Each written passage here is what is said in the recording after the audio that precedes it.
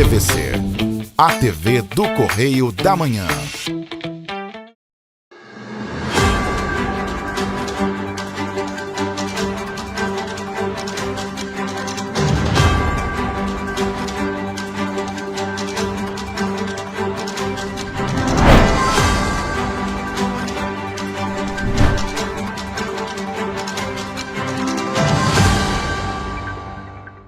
Olá, sejam bem-vindos ao Correio Serrano na TV, edição de fim de semana, um resumo das principais notícias para você. Lembrando que você pode nos ajudar a fazer os nossos telejornais. Mande para cá a sua sugestão de reportagem, sua reclamação, sua denúncia para os nossos canais que já aparecem aí na sua tela, tvccorreiodamanhã@gmail.com, e tem nosso WhatsApp DDD 24 99248 3167. Vamos então às notícias deste sábado, dia 1º de agosto. No jornal de hoje você viaja com a nossa equipe até o Reino Unido para conhecer a grandiosidade da Jalsa Salana. São mais de 50 mil pessoas reunidas em um único lugar, representantes de dezenas de nacionalidades e uma estrutura que impressiona. FGTS, 138 milhões de trabalhadores vão receber 13 bilhões de reais em lucros.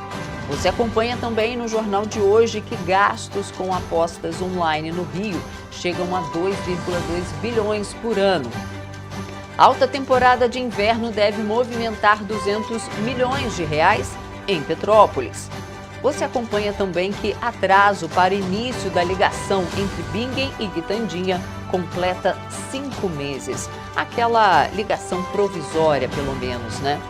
Você acompanha também que faca que teria sido usada em feminicídio da fisioterapeuta Priscila de Andrade Nunes Halbrecht, de 41 anos, em Petrópolis, é encontrada pela Polícia Civil.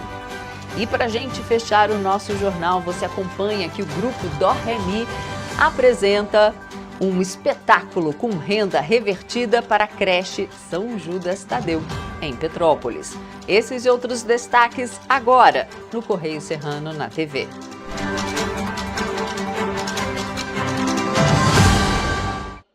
A Jalsa Salana, encontro anual da comunidade muçulmana Ahmadiyya, aconteceu em Alton, no Reino Unido, e reuniu mais de 50 mil participantes de dezenas de nacionalidades. A nossa equipe acompanhou de perto toda essa estrutura e mostrou por que o evento é considerado um dos maiores encontros religiosos do mundo.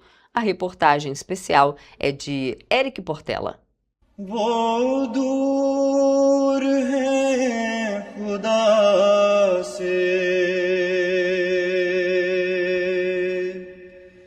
जो तकवा से दूर है. A Jalsa Salana, a reunião anual da comunidade Ahmadiyya, reúne mais de 50 mil pessoas em um único lugar. Brasileiros, americanos, japoneses, franceses, indianos, povos de diferentes culturas, idiomas e nacionalidades se encontram com um propósito em comum: testemunhar a grandiosidade da fé que durante 3 dias é proferida por fiéis de dezenas de países, deixando para trás idiomas, culturas e fronteiras para compartilhar um mesmo propósito: fortalecer suas crenças, promover a paz e celebrar a fraternidade entre os povos.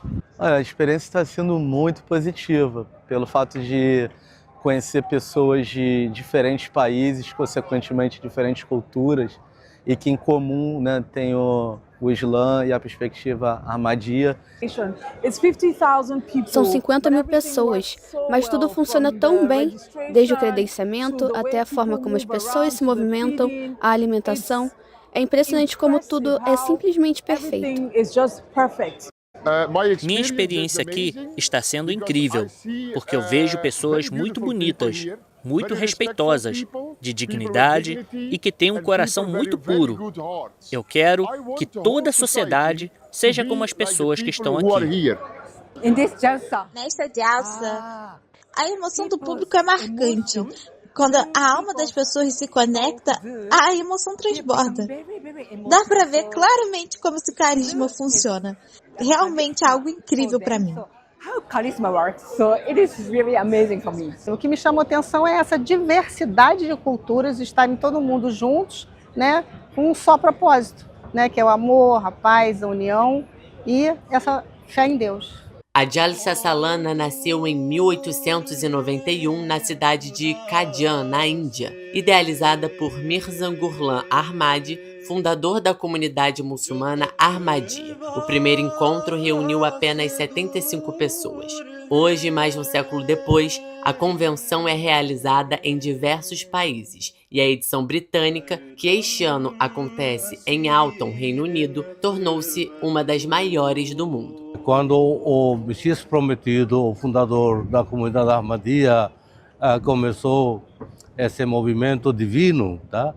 E lá na Índia, em Qadian, uma pequena aldeia, que naquele tempo não tinha tecnologia avançada, e ele recebeu a revelação divina.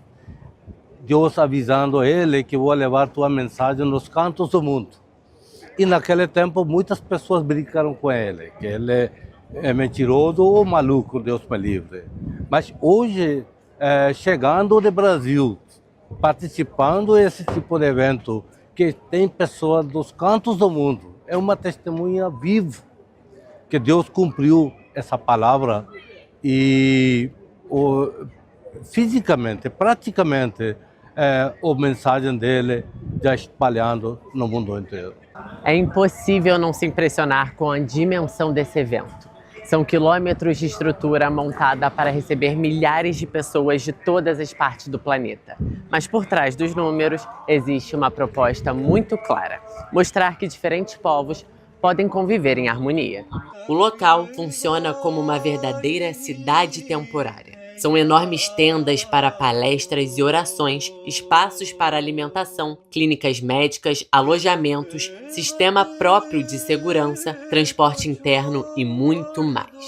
Algo que chama a atenção por aqui é a organização. Grande parte da estrutura é operada por voluntários que dedicam dias e até semanas de trabalho para receber os participantes. Desde a alimentação até o estacionamento, praticamente toda a logística depende do serviço voluntário. Um colega meu me disse que esse trabalho, o trabalho da limpeza e higienização, é um que muitas pessoas não gostam de fazer, porque às vezes é difícil, as pessoas sentem nojo. Mas por que não fazer? Se a outra pessoa não quer, por que eu não vou querer? Deus vai me recompensar por isso. Então, eu apenas venho e faço o trabalho que for preciso fazer.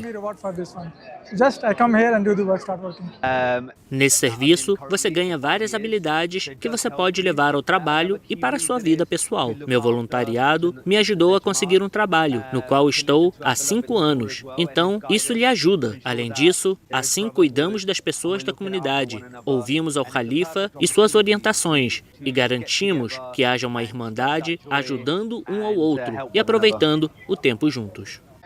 A segurança aqui é majoritariamente feita pelo próprio time da comunidade daqui. Então, nós policiais não temos grande impacto na segurança. O que nós mais fazemos é dar orientações em relação à segurança, tendo alguns membros em diferentes áreas do evento. Mas, de forma geral, toda a segurança é feita pela própria comunidade Ahmadiyya, o que é algo fantástico. É um grande evento, porém autogerido e organizado. Muito além das cerimônias religiosas, a programação inclui debates sobre educação, família, juventude, direitos humanos, liberdade religiosa e promoção da paz. Líderes religiosos, acadêmicos e convidados de diferentes crenças participam das discussões. Quem marcou presença na reunião anual deste ano foi o professor da UFRJ, Babalaô Ivanir dos Santos, que fez questão de destacar que os grupos da comunidade vindos de outros países mantêm sua própria identidade. E o interessante é você observar é que os grupos que vêm de outros países, que são de outras etnias, mantêm a sua identidade própria, que às vezes é impensável no campo muçulmano, que você tem uma ideia do muçulmano a partir dos árabes, como se fosse uma cultura única, e não é, ela é diversa. E o mais interessante para mim aqui foi o diálogo que eu tive com um grupo Yorubá que está aqui, o qual o presidente nacional da Ahmadiyya é inclusive um Yorubá, e eles manterem a sua identidade espiritual e cultural, que eu sei como é que isso funciona lá. Até na minha conversa com eles, aí um é de Lagos, outro é de Leifé, o outro é, quando eu falei que eu ia, perguntei se era de Ibadan, eu digo que eu vou muito ao Bumoxó por causa da cultura de Ifá, e a um me disse que era de Oxobô. Então eu disse para ele que o meu Odu foi o Odu que fundou a cidade de Oxobô. Ele faz o cumprimento, normalmente, que um muçulmano não faria, mas que o Yorubá faria ao ouvir esse nome, dentro da sua tradição. Tem um campo de diálogo pela paz no mundo, né? Você vê aqui pessoas do mundo todo. E um grupo religioso que sua fala espiritual está centrada no diálogo, na diversidade e no respeito, isso é muito bom para a paz no mundo.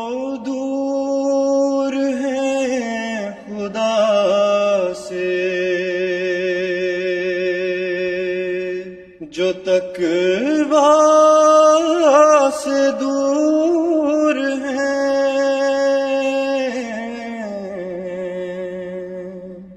Um dos momentos mais aguardados é o discurso do líder mundial dos Ahmadias, Khalifa, e o juramento de Bet, que é a cerimônia de iniciação de um membro à comunidade. Em meio a milhares de pessoas, o silêncio e o respeito chamam tanto a atenção quanto a grandiosidade da estrutura. That Hazrat Mirza Ghulam Ahmad alayhi salam was the same Imam Mahdi and promised Messiah whose advent was prophesied by Hazrat Muhammad Rasulullah sallallahu alayhi wasallam. As mensagens transmitidas durante o encontro são acompanhadas presencialmente por milhares de fiéis e também por milhões de pessoas ao redor do mundo através de transmissões para a televisão e rede social. Mais do que uma reunião religiosa, a Jalsa Salana se tornou um símbolo de convivência entre povos de diferentes culturas e nacionalidades. Um encontro que impressiona pela grandiosidade da estrutura, mas que busca deixar como principal mensagem a promoção da paz, do respeito e da solidariedade.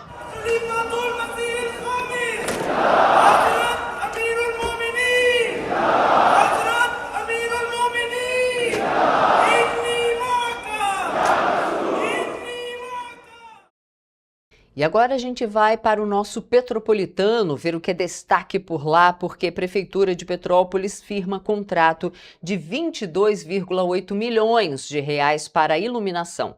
O documento prevê manutenção e modernização da rede durante 12 meses. Então a Prefeitura de Petrópolis firmou esse contrato para manutenção, gestão operacional e modernização da iluminação pública no município. Ainda nessa página, ali na nossa coluna Petropolitanas, Câmara de Petrópolis altera a composição de 4 comissões e logo ali abaixo Petrópolis é a 8ª cidade na geração de empregos aqui no estado do Rio. E agora a gente vai ver o que é destaque na nossa página 21, lá no Serrano. Por lá a gente tem a seguinte reportagem: Friburgo terá que adequar fornecimento de alimento. Casa de Acolhimento Vila Sorriso atende crianças e adolescentes no município. O Ministério Público do Estado do Rio obteve uma decisão judicial que obriga a Prefeitura de Nova Friburgo a regularizar o fornecimento de alimentos à Casa de Acolhimento Institucional Vila Sorriso, unidade que atende crianças e adolescentes em situação de acolhimento. E ali na nossa coluna, no Correio Serrano, Águas de Nova Friburgo leva hidratação ao Festival de Inverno. Agora, gente, você tem outras informações indo às bancas. Aqui na nossa região a gente tem o Correio Petropolitano, apenas R$2, e você fica muito bem informado indo às bancas, durante a nossa programação e também nas nossas redes sociais. A gente faz agora um rápido intervalo comercial, não saia daí porque a gente volta já. Um bom jornal tem que ser direto. Tem que ser direito. Não ser de esquerda ou de direita, mas direito. É ter coragem de informar a verdade e não impor a sua verdade. É respeitar a inteligência do leitor e vontade do eleitor. Correio da Manhã. Um jornal que há 124 anos tem a coragem de ser direto e direito. Em uma banca perto de você.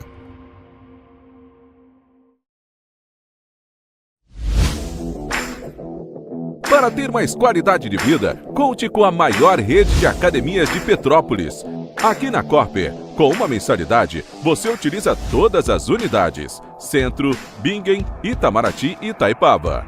Com planos a partir de R$ 98,00, a academia oferece ambientes modernos para você cuidar da sua saúde com segurança. Os espaços contam com dezenas de aparelhos de musculação, diversos equipamentos para aeróbico e funcional, além, é claro, de profissionais qualificados e uma extensa grade de aulas coletivas, que inclui dança, bike, jump, wolf fit, step fit, entre outras. Nossas estruturas são equipadas com salas de musculação e aulas coletivas, salas de avaliação física e nutricional, vestiários e estacionamentos amplos. Venha nos fazer uma visita e surpreenda-se!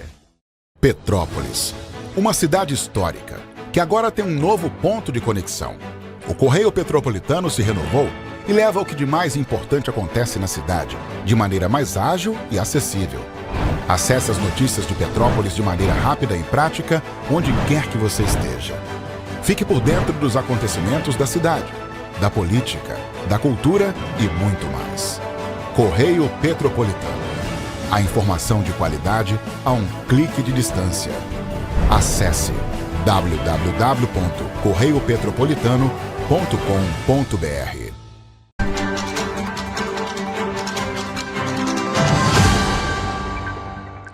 E o Tribunal Superior Eleitoral, TSE, promove entre os dias 3 e 9 de agosto a primeira edição da Semana Nacional do Sistema Eletrônico de Votação. A iniciativa envolve ações em todo o país para aproximar a justiça eleitoral da sociedade e ampliar o conhecimento da população sobre o funcionamento, a segurança, a transparência e a auditabilidade da urna eletrônica. A execução das ações da primeira edição da Semana Nacional do Sistema Eletrônico de Votação vai ficar a cargo do TSE e dos tribunais regionais eleitorais e inclui demonstrações da urna eletrônica, atividades educativas, vistas guiadas, palestras, exposições, ações de combate à desinformação e eventos abertos ao público. O objetivo é fortalecer a confiança no sistema eletrônico de votação e estimular a participação cidadã, especialmente entre os jovens. Ao longo da semana, os TREs promoverão atividades em todo o país, como demonstrações da urna eletrônica, visitas às escolas, palestras, exposições, ações educativas e distribuição de materiais informativos. Alguns tribunais regionais também vão realizar a Corrida pela Democracia ou outras ações voltadas à promoção da cidadania. Cada tribunal vai divulgar sua programação em seus canais institucionais e as ações de maior destaque vão poder ser repercutidas pelo TSE, ampliando assim o alcance da campanha e reforçando a atuação integrada da Justiça Eleitoral. E a biometria vai voltar a ser utilizada nas eleições deste ano como forma de garantir mais segurança e evitar fraudes durante a votação. Mesmo assim, o eleitor com título regular não pode ser impedido de votar caso não tenha realizado o cadastro biométrico. A tecnologia estará disponível em todas as sessões eleitorais do país para confirmar a identidade dos eleitores e reforçar a segurança do processo de votação. Apesar de ser utilizada pela Justiça Eleitoral, a biometria não é obrigatória para o exercício do direito ao voto. Se o título estiver regular, o eleitor poderá votar normalmente mesmo sem ter realizado o cadastro biométrico. Nesse caso, será necessário apresentar um documento oficial de identificação para ter acesso à urna eletrônica. Se a urna eletrônica não reconhecer a biometria do eleitor, o direito ao voto também está garantido. A orientação é que a leitura da impressão digital seja repetida em até 4 tentativas. Caso a falha persista, a mesa receptora fará a conferência da identidade por outros meios disponíveis no cadastro eleitoral. Se as informações forem confirmadas, o eleitor assinará o caderno de votação ou registrará a impressão digital, caso não saiba assinar. A Justiça Eleitoral passou a utilizar a biometria nas eleições em 2008. Desde então, a identificação pelas impressões digitais tem como objetivo evitar fraudes e impedir que uma pessoa vote no lugar de outra. Além disso, o cruzamento das informações informações permite ao Tribunal Superior Eleitoral identificar eventuais registros duplicados no cadastro eleitoral. O prazo para o cadastro biométrico válido para as eleições deste ano foi encerrado em maio. Por isso, quem ainda não realizou o procedimento deverá aguardar o fim do processo eleitoral para fazer o cadastro junto à Justiça Eleitoral. Durante o cadastro biométrico são coletadas a fotografia do eleitor, as impressões digitais de todos os dedos das mãos e a assinatura. As informações são utilizadas para tornar o processo eleitoral mais seguro e garantir a correta identificação dos eleitores. E o Ministério da Saúde lançou a campanha nacional de prevenção aos danos das apostas online. A iniciativa, vinculada a partir do último domingo, alerta sobre os riscos do uso problemático das plataformas de apostas e divulga os serviços de saúde mental oferecidos pelo SUS para o acolhimento e tratamento de apostadores e familiares. As plataformas de apostas online, conhecidas como bets, estão cada vez mais presentes no cotidiano e podem ser acessadas por diferentes dispositivos, inclusive celulares. Segundo o Ministério da Saúde, recursos como notificações, bônus, apostas em tempo real e recompensas variáveis podem estimular a permanência e a repetição das apostas, com impactos na saúde mental, na vida financeira e nas relações familiares e sociais.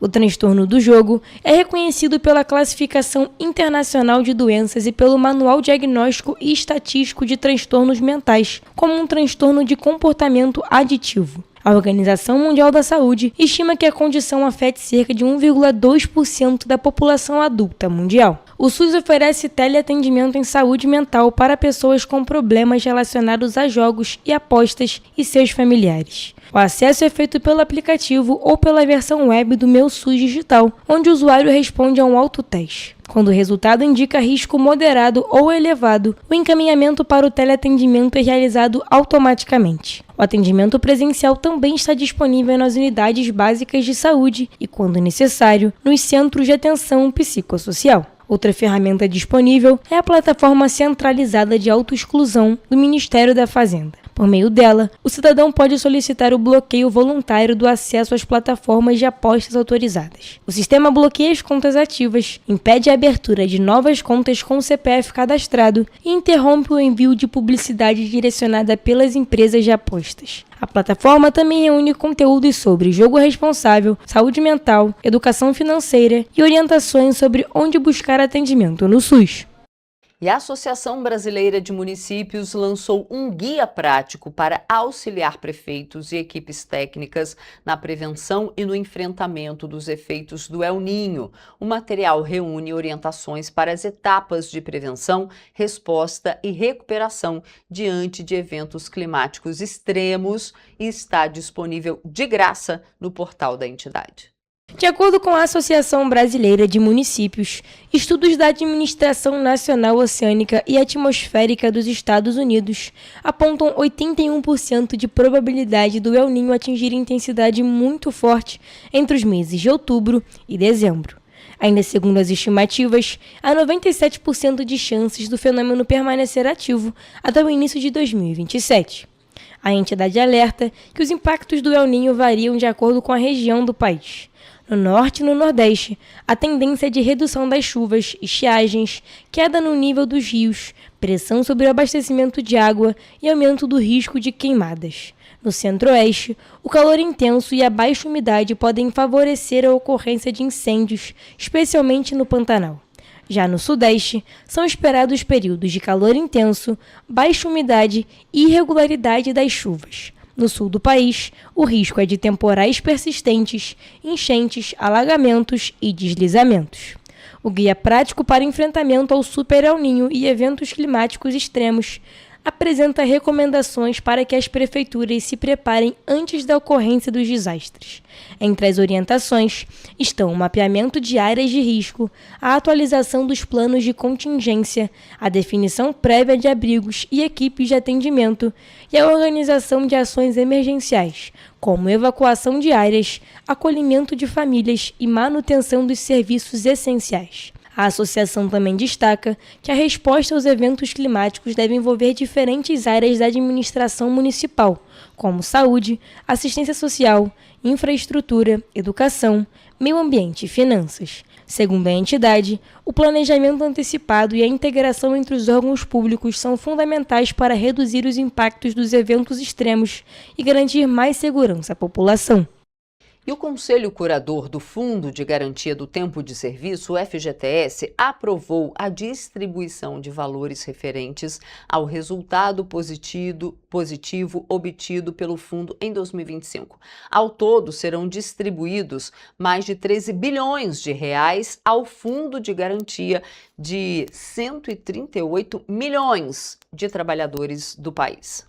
O valor corresponde a 89% do lucro de 14,65 bilhões de reais registrados no exercício. Ao todo, cerca de 138,2 milhões de trabalhadores e trabalhadoras serão beneficiados pela distribuição dos lucros do FGTS. Segundo a proposta aprovada pelo colegiado, o crédito será feito de forma proporcional ao saldo existente em cada conta vinculada no dia 31 de dezembro de 2025. Os recursos serão creditados nas contas vinculadas do FGTS até o dia 31 de agosto, conforme prevê a legislação. Vão ter direito ao recebimento os trabalhadores que possuíam saldo positivo em contas do fundo no dia 31 de dezembro de 2025, incluindo contas ativas e inativas.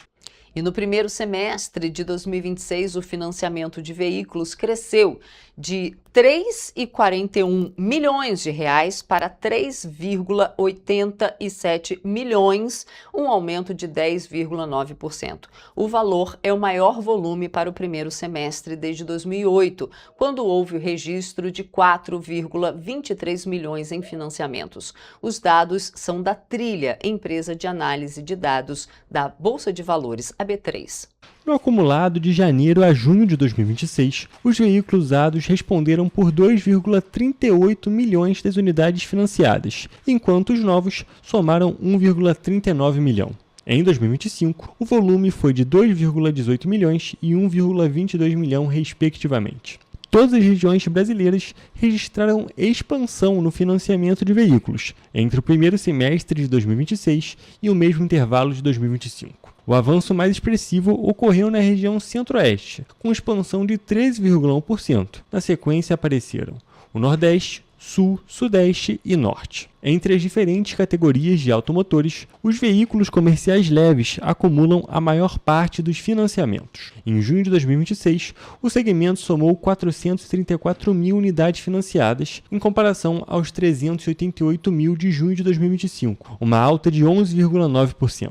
Na comparação com maio de 2026, houve uma variação negativa de 2,6%. Além disso, os automóveis usados apresentaram crescimento no último ano, enquanto os novos retrocederam. Entre os autos leves novos, foram 112 mil unidades financiadas em junho de 2026, uma queda de 3,3% em relação ao mesmo mês de 2025. Os usados chegaram a 323 mil unidades, crescimento de 12% na mesma base de comparação. Quando analisado o acumulado do semestre, o prazo médio dos contratos para automóveis e comerciais leves registrou 47,2 meses, frente aos 46,3 meses verificados no ano anterior. A tendência de alta se estende por todas as categorias de tempo de uso. Um estudo do Sebrae aponta que a formalização dos negócios pode triplicar a renda de empreendedores com mais de 70 anos. O levantamento também mostra que o empreendedorismo na terceira idade tem contribuído para o aumento da escolaridade e da renda desse público. O estudo Empreendedorismo Sênior, sob a ótica da Pesquisa Nacional por Amostra de Domicílio Contínua, do Serviço Brasileiro de Apoio às Micro e Pequenas Empresas, foi elaborado com base em dados do Instituto Brasileiro de Geografia e Estatística. Os dados mostram que no quarto trimestre de 2025, os empreendedores com 60 anos ou mais e com negócios formalizados alcançaram o maior rendimento médio de toda a série histórica iniciada em 2012. Em média, eles receberam R$ 7.458, valor mais de 3 vezes superior ao rendimento dos empreendedores informais, que foi de R$ 2.152. De acordo com o Sebrae, a formalização não apenas eleva a renda no curto prazo, mas também também amplia o retorno financeiro ao longo da vida do empreendedor e contribui para o aumento da escolaridade dos empreendedores sêniors. Entre 2002 e 2025, a proporção de donos de negócio com 60 anos ou mais, sem instrução ou com ensino fundamental incompleto, caiu de 68% para 46%. No mesmo período, a parcela dos que possuem ensino médio completo ou escolaridade superior passou de 24% para 42%. O estudo também mostra que o Brasil tinha 4.500.000 empreendedores idosos no quarto trimestre de 2025. Um crescimento de 59% em relação a 2012. Apesar do avanço, os empreendedores acima dos 60 anos representam 15% do total de donos de negócios no país, enquanto a população sênior corresponde a 20% dos brasileiros em idade ativa. Apesar dos avanços na renda e na escolaridade, o estudo aponta que os empreendedores com mais de 60 anos foram um grupo etário que menos avançou em formalização e proteção previdenciária na última década. Entre 2015 e 2025, a formalização entre esse público cresceu pouco mais de 2 pontos percentuais, enquanto entre os jovens o avanço foi de 7,5 pontos percentuais e entre os adultos de aproximadamente 7 pontos percentuais. E um levantamento do Instituto Fecomércio de Pesquisas e Análises mostra que os gastos com apostas online na região metropolitana do Rio de Janeiro chegam a 2 bilhões e 200 milhões de reais por ano. O estudo também revelou o perfil dos apostadores, os hábitos de consumo e acendeu um alerta sobre os riscos dessa prática. A pesquisa foi realizada com 1.024 pessoas da região metropolitana do Rio entre os dias 22 e 25 de junho. De acordo com o levantamento, o valor gasto anualmente em apostas online equivale a mais de 3 vezes a movimentação financeira estimada para as compras de Natal no estado. O estudo aponta que o gasto médio de cada apostador é de R$ 1.200 por ano. Além disso, 22,7% dos moradores da região metropolitana, praticamente 1 em cada 4 entrevistados, afirmaram já ter participado de apostas virtuais. As apostas esportivas são a modalidade mais popular, citadas por 60,9% dos participantes. Em seguida, aparecem o chamado Tigrinho e outros jogos virtuais de cassino, mencionados por 49,4% dos apostadores. Como a pergunta permitia múltiplas respostas, parte dos entrevistados informou participar de mais de um tipo de aposta. Entre os apostadores, 65,6% são homens e 34,4% são mulheres. A maior concentração está na faixa etária de 25 a 34 anos, com 36,1% dos entrevistados. Em seguida, aparecem os jovens de 18 a 24 anos, que representam 24,8%. Em relação à escolaridade, 66,9% têm o ensino médio completo e 12,9% concluíram o ensino superior. No quesito renda, a maior parcela dos apostadores recebe de 1 a 2 salários mínimos, representando 36% do total. Outros 19,7% ganham entre 2 e 3 salários mínimos. Outro dado apontado pela pesquisa é que 48,7% dos entrevistados disseram que apostam na expectativa de obter retorno financeiro. Desse total, 28,3% buscam a chance de ganhar dinheiro rápido ou consideram a aposta uma forma de investimento. Outros 20,4% afirmaram apostar para fazer renda extra. Vale lembrar que desde o dia 13 de julho, a Prefeitura do Rio de Janeiro proíbe a vinculação de publicidades de plataformas de apostas em espaços públicos da cidade. A medida vale para locais com publicidade exterior, mobiliário urbano e demais áreas cuja exploração depende de autorização, licença, permissão ou concessão do município. E você vai ver depois do intervalo que o programa Regularize permite petropolitanos quitarem débitos de 2026. A gente volta já.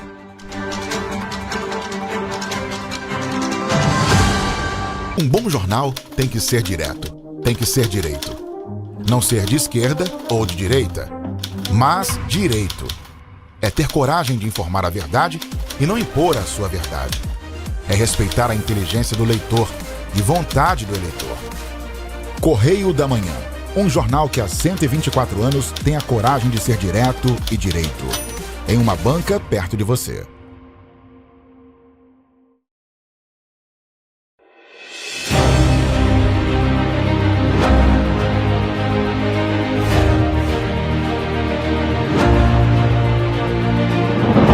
Não é jornalismo de direita. é jornalismo direito. Correio Petropolitano.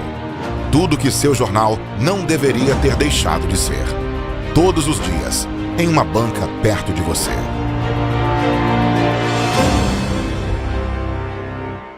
Petrópolis, uma cidade histórica, que agora tem um novo ponto de conexão. O Correio Petropolitano se renovou e leva o que de mais importante acontece na cidade, de maneira mais ágil e acessível. Acesse as notícias de Petrópolis de maneira rápida e prática, onde quer que você esteja. Fique por dentro dos acontecimentos da cidade, da política, da cultura e muito mais. Correio Petropolitano. A informação de qualidade a um clique de distância.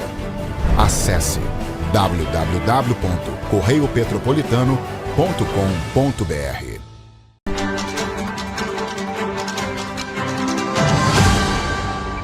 Estamos de volta com esse terceiro bloco e depois do sucesso da Bahnfest, Petrópolis segue apostando no turismo para manter a economia aquecida durante a alta temporada de inverno. A expectativa é de que até o fim de setembro a cidade movimente mais de 200 milhões de reais impulsionada pelo comércio, hotelaria, gastronomia e um calendário repleto de eventos. A previsão é de crescimento em relação ao ano passado, quando a movimentação financeira chegou a 180 milhões de reais. Segundo a Câmara de Dirigentes Lojistas de Petrópolis, o comércio espera um aumento de até 20% nas vendas nesse inverno. A combinação do frio característico da Serra com festivais e atrações culturais deve atrair mais de 150 mil turistas hospedados até setembro. E o movimento não deve diminuir com o fim da Bauerfest. A programação continua intensa, com festivais gastronômicos, eventos culturais, esportivos e circuitos cervejeiros, mantendo a cidade movimentada durante toda a temporada de inverno. Entre os destaques estão o Festival de Fundi, o Festival do Chocolate, a Serra Wine Week, o Bunkassai, o Serra Bugs e a Oktoberfest Itaipava, considerada um dos principais motores do turismo em setembro. Para o setor, além de fortalecer hotéis, bares e restaurantes, o calendário ajuda a gerar empregos e consolidar Petrópolis como um dos principais destinos de inverno do estado do Rio de Janeiro. Mais de 5 meses após o prazo anunciado pelo então ministro dos Transportes, Renan Filho, e pelo prefeito de Petrópolis, Ingo Rames, a ligação provisória entre os bairros Bingen e Quitandinha continua sem sair do papel. A operação, apresentada como uma solução emergencial para reduzir os congestionamentos na cidade, deveria começar a ser testada logo após o Carnaval, mas até o momento não há qualquer informação oficial sobre o início dessa medida. O anúncio foi feito no dia 15 de janeiro, durante a passagem de Renan Filho por Petrópolis, quando ele ainda ocupava o cargo de ministro dos Transportes. Na ocasião, ao lado do prefeito Ingo Rames, foi formada a criação de uma comissão técnica entre o Ministério, a Agência Nacional de Transportes Terrestres e a Prefeitura para definir os detalhes operacionais da ligação provisória, que é considerada uma estratégia para melhorar a mobilidade urbana até a execução da obra definitiva. No passado, os trechos eram leiloados. Eu falava ontem com o prefeito, com vereadores aqui, e a população pagava, não sei se muito ou pouco, mas não levava quase nada. Agora vai pagar o que é justo para levar o investimento. A demora para a execução do projeto voltou a chamar a atenção de moradores e visitantes durante a realização da 37ª edição da Bahnfest nos meses de junho e julho, assim como no último fim de semana, devido aos congestionamentos registrados nas principais vias de Petrópolis em decorrência do Festival do Chocolate. Tem sido muito congestionado, né? Por conta que não tem muitas passagens, eles dão um jeito, tipo assim, dão sempre um jeitinho, mas é sempre muito demorado, né? Pra, tipo assim, questão de problema para resolver esse trânsito aí. E, pô, acaba que toma muito nosso tempo, cara. Fecham ruas que são importantes na cidade, né? Então, assim, é o que prejudica. Eu acho que eles não conseguem organizar o trânsito para fazer isso. Precisa melhorar muito para ficar bom. A pessoa tem que sair com uma antecedência bastante grande, né? Em janeiro, Renan Filho informou que os testes na ligação entre o Bingen e o Quitandinha ocorreriam inicialmente depois do Carnaval, entre 5 da tarde e 7 horas da noite, horário de maior fluxo. Na ocasião, o prefeito Ingo Rames explicou ainda que a proposta do teste havia sido apresentada em 2021, mas foi interrompida após a tragédia das chuvas de 2022. Foi uma paliativa até que a obra seja complementada. O projeto lá de 21 que a gente apresentou, que acabou evoluindo, depois a tragédia parou todo aquele processo, e agora a gente apresentou o ministro ontem, né, o Luciano apresentou, junto com o Guilherme NTT também, e mais tarde houve uma conversa interna para que a gente pudesse executar esse teste, aí o teste dando certo e obviamente a gente pode evoluir. A expectativa é que a ligação provisória reduza o fluxo de veículos em alguns dos principais gargalos da cidade, oferecendo uma alternativa para quem precisa acessar a BR-040 sem passar pelo centro e diminuindo o tempo de deslocamento, especialmente durante grandes eventos turísticos. A Polícia Rodoviária Federal informou que autorizou a implantação da ligação provisória em caráter experimental por 90 dias durante uma reunião realizada no dia 25 de fevereiro deste ano. Segundo a corporação, desde então não recebeu uma nova comunicação do Ministério dos Transportes, da NTT ou da concessionária Elovias sobre o andamento da medida. A PRF afirmou ainda que, do ponto de vista da instituição, a operação pode ser iniciada a qualquer momento, desde que haja uma comunicação prévia dos órgãos responsáveis. E o Ministério dos Transportes, a NTT e a Prefeitura de Petrópolis não divulgaram uma nova previsão para o início dos testes, nem informaram oficialmente quais etapas ainda impedem a implantação da operação até este momento, até o fechamento desta edição. E os trabalhadores dos Correios de Petrópolis aprovaram na última sexta-feira um estado de greve após uma assembleia realizada pelo sindicato da categoria. Quem atua no setor alega insatisfação com algumas mudanças que já foram anunciadas. Confira. Segundo o Sindicato dos Trabalhadores da Empresa Brasileira dos Correios Telégrafos e similares do Rio de Janeiro, o estado de greve da categoria foi aprovado devido à ameaça de supressão de unidades e às possíveis transferências de trabalhadores para outros locais de atuação. O sindicato ainda informou que os trabalhadores dos Correios de Petrópolis decidiram intensificar a mobilização contra o processo de reestruturação. A categoria considera que qualquer mudança deve respeitar as normas de segurança, preservar a qualidade dos serviços prestados para a população e garantir condições dignas de trabalho. A medida é válida para os centros de distribuição e para o centro de entrega de encomendas. De acordo com o sindicato, caso a empresa avance sem diálogos e sem garantias, a categoria pode entrar em greve por tempo indeterminado. Em nota, os Correios informaram que a otimização das unidades operacionais integra o plano de reestruturação e tem como objetivo adequar a estrutura da estatal à realidade do mercado, e que os trabalhadores remanejados estão sendo conduzidos com respeito, de forma planejada e transparente. Os Correios ressaltam ainda que até o momento o serviço de entrega de encomendas e correspondências permanece sendo realizado normalmente em Petrópolis.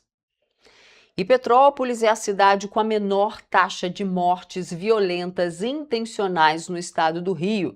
A informação foi divulgada pelo Anuário de Segurança Pública de 2026 e se baseia em fontes de segurança pública oficiais. O ranking calcula a média a cada 100 mil habitantes e os números são do ano de 2025.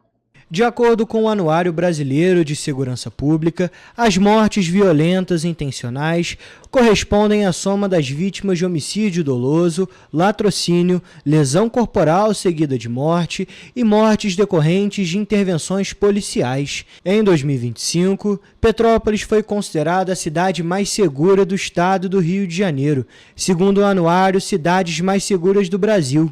Mesmo assim, conforme dados do Instituto de Segurança Pública, o ISP, de janeiro a junho de 2026, Petrópolis registrou 10 homicídios dolosos, o aumento de 2 casos se comparado com o mesmo período do ano passado. O homicídio é quando a pessoa tem, o objetivo da pessoa é realmente matar a outra pessoa. Ela vai lá com a intenção de matar. O criminoso ele tem a vontade de matar. Em Petrópolis, em todo o ano de 2025, houve um caso de latrocínio e um de lesão corporal seguido de morte.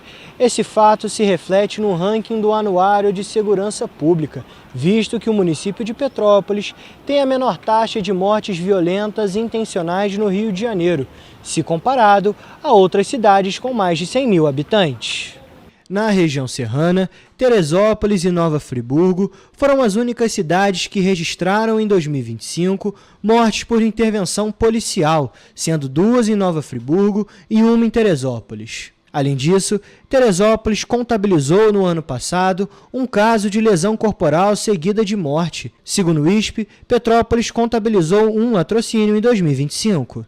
No latrocínio, a ideia já é, o objetivo principal é roubar a pessoa e por algum motivo, às vezes, a vítima reage e acaba... Em entrevista recente para a TV Correio da Manhã, o delegado titular da 105ª Delegacia de Polícia comentou que por Petrópolis ser uma cidade segura, qualquer ocorrência que saia da normalidade pode gerar a sensação de insegurança entre os moradores. Realmente, qualquer caso que aconteça de excepcionalidade realmente vem nos causar uma preocupação.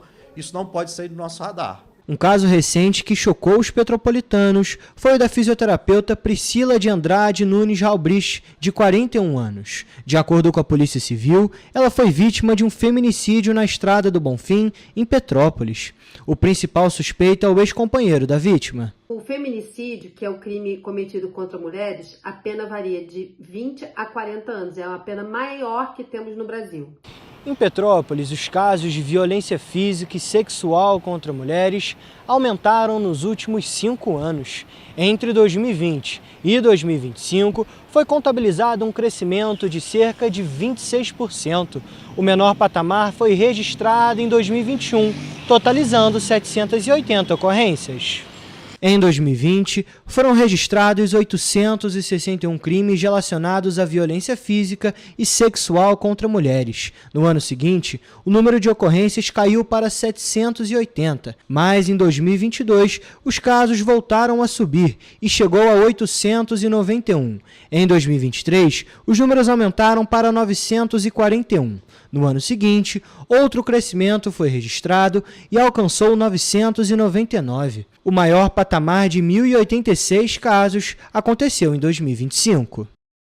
E mesmo com esses dados, com a menor taxa de mortes violentas no estado, agora a gente fala desse caso mostrado na reportagem, né, do feminicídio que causou revolta e comoção aqui em Petrópolis. A Polícia Civil localizou a faca que teria sido utilizada no feminicídio da fisioterapeuta Priscila de Andrade Nunes Halbrich, de 41 anos, ocorrido na noite de segunda-feira na Estrada do Bonfim, ali na região de Correias, em Petrópolis. O principal suspeito do crime é o ex-companheiro da vítima, de 37 anos, preso em flagrante. E só para esclarecer os telespectadores, a gente chama de suspeito porque juridicamente o termo correto é esse, porque ele ainda não foi julgado pelo crime. Ok? Vamos conferir. De acordo com as investigações, após ser detido, o homem afirmou aos policiais que havia descartado a faca utilizada no crime em uma área de mata na Estrada do Bonfim, em Petrópolis. Com base nas informações, os agentes da 106ª Delegacia de Polícia em Itaipava realizaram buscas e conseguiram localizar a faca, que foi apreendida e vai ser enviada para a perícia. Segundo a investigação, o suspeito afirmou que ele e a vítima haviam ingerido bebida alcoólica antes do crime. O casal teria deixado o filho de 3 anos na casa de familiares e durante o trajeto de volta discutiram dentro do carro. O homem alegou que a mulher estava com a faca, que ele tomou a arma e desferiu os golpes. Essa versão ainda vai ser investigada pela Polícia Civil. Foram iniciadas diversas diligências investigativas, como a realização de perícia e a oitiva do acusado, que apresentou sua versão dos fatos. A vítima foi encontrada sem vida no local. Após buscas realizadas pela Polícia Militar, o suspeito foi localizado caminhando em direção ao bairro Bonfim com as roupas sujas de sangue e ferimentos nas mãos. Depois de receber atendimento médico, ele foi levado para a 106ª Delegacia de Polícia em Itaipava, onde foi autuado em flagrante por feminicídio e permaneceu preso à disposição da Justiça. Ainda de acordo com a Polícia Militar, o homem já havia sido condenado por estupro e também respondia por lesão corporal praticada contra a mulher. Trata-se de um crime hediondo, com pena prevista de 20 a 40 anos de reclusão. E a Polícia Civil seguirá trabalhando com rigor técnico para responsabilizar o autor na forma da lei.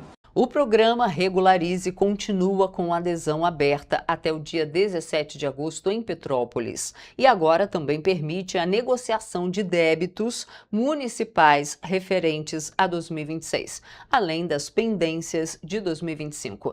A iniciativa possibilita a quitação de dívidas de IPTU, ISS e outros tributos municipais com descontos sobre juros e multas, evitando que os débitos sejam inscritos em dívida ativa e gerem cobrança judicial, protesto e outros custos.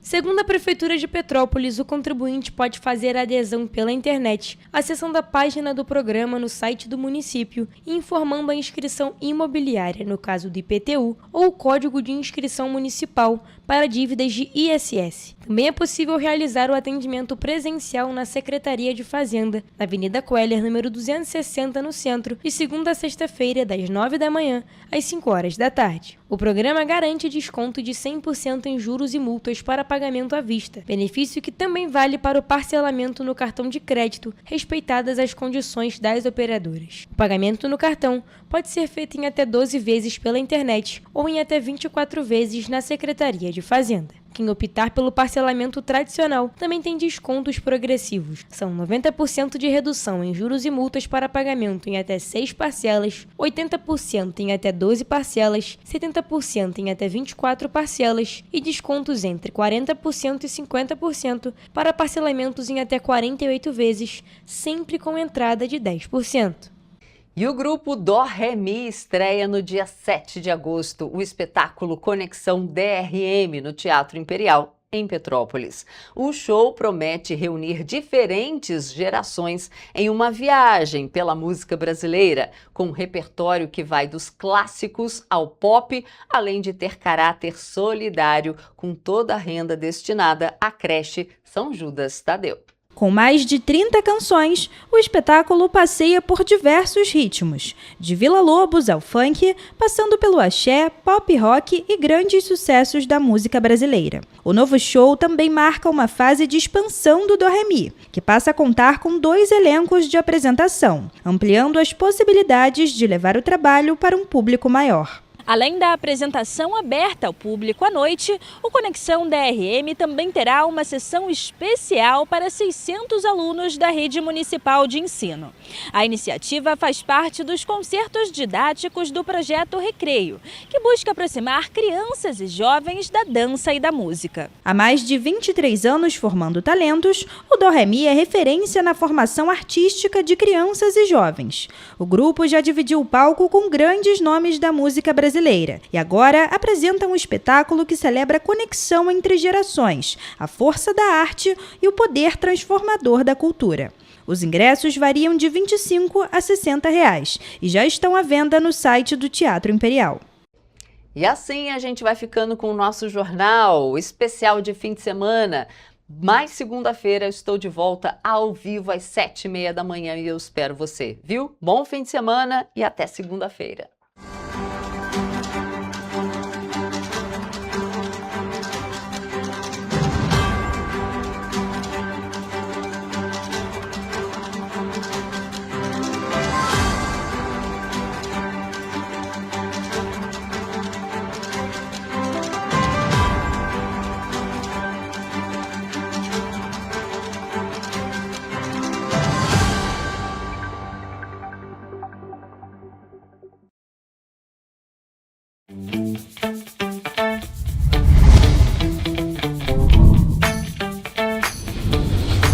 TVC, a TV do Correio da Manhã.